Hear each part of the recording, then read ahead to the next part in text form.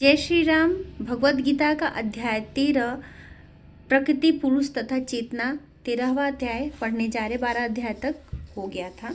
चलिए शुरू करते हैं। अर्जुन ने कहा, हे कृष्ण, मैं प्रकृति एवं पुरुष, क्षेत्र एवं क्षेत्रज्ञ तथा ज्ञान एवं ज्ञ के विषय में जानने का इच्छुक हूँ।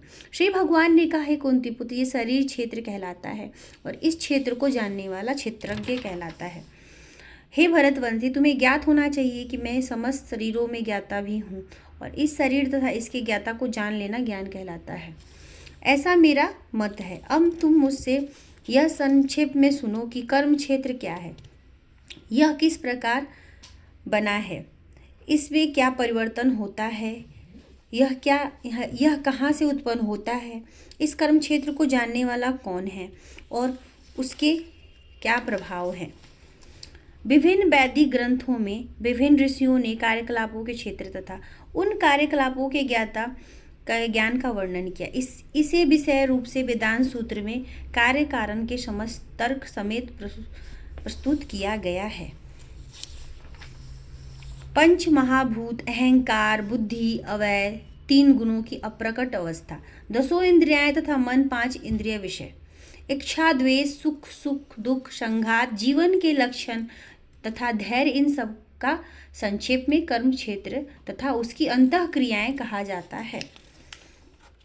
विनम्रता, दमहीनता, अहिंसा, सहिष्णुता, सरलता, प्रामाणिक, गुरु के पास जाना, पवित्रता, स्थिरता, आत्मशरण, इंद्र तृप्ति के विषय का परित्याग, अहंकार का भाव, जन्म मृत्यु, वृद्धावस्था तथा रोग के दोषों की अनुभूति, वैराग्य, सनातन, स्त्री, घर तथा अन्य वस्तुओं की ममता से मुक्ति, अच्छी तथा बुरी घटनाओं के प्रति संभाव, मेरे प्रति निरंतर अनन्य भक्ति, एकांत स्थान में रहने की इच्छा, जन समूह से बिलगाव, आत्म साक्षात्कार की महत्ता को स्वीकारना तथा परम सत्य की दर्शनी खोज, इन सबको मैं ज्ञान घोषित करता हूँ और इनके अतिरिक्त जो भी है वह सब अज्ञान है।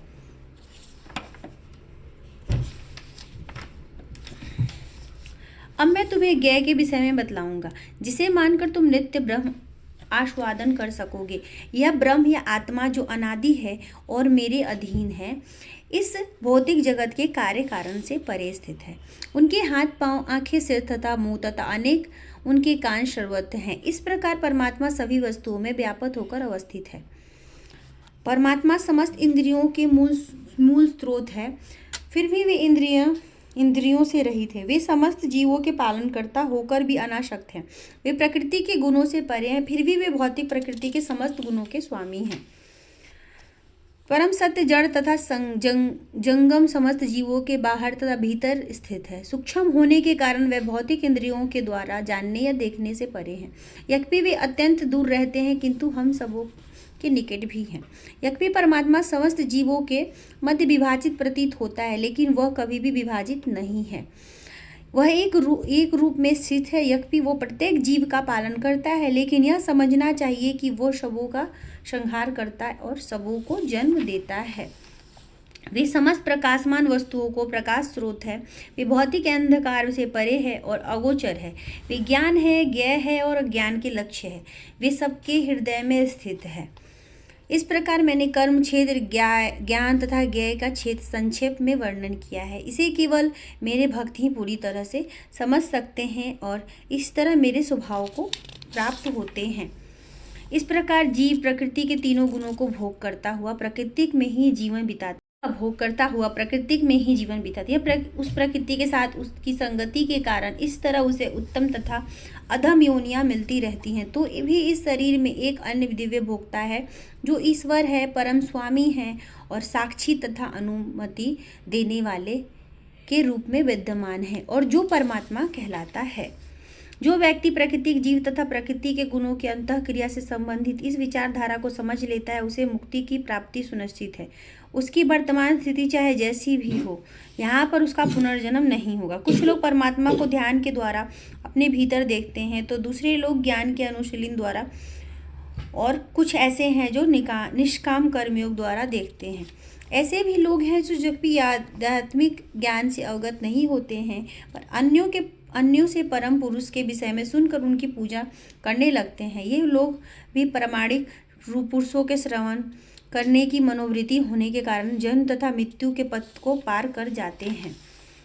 हे भरतवंशियों में श्रेष्ठ, यह जान लो कि चर तथा अचर जो भी तुम्हें अस्तित्व में दिख रहा है वो कर्म क्षेत्र तथा क्षेत्र के ज्ञाता का संयोग मात्र है।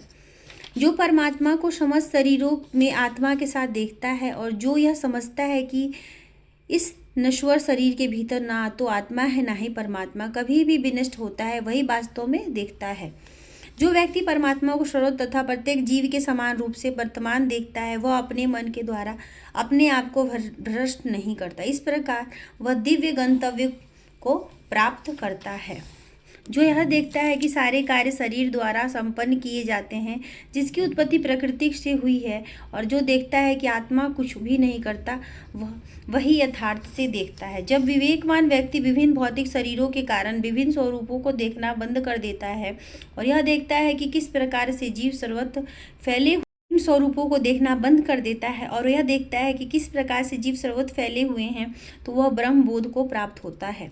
शाश्वत दृष्टि संपन्न लोग यह देख सकते हैं कि अविनाशी आत्मा दिव्य शाश्वत तथा गुणों से अतीत है। हे अर्जुन, भौतिक शरीर के साथ संपर्क होते हुए भी आत्मा न तो कुछ करता है और ना ही लिप्त होता है। यह भी आकाश सर्वव्यापी है किंतु अपनी सूक्ष्म प्रकृति के कारण किसी वस्तु से लिप्त नहीं होता। इसी प्रकार ब्रह्म दृष्टि से स्थित आत्मा शरीर में स्थित रहते हुए भी शरीर से लिप्त नहीं होता।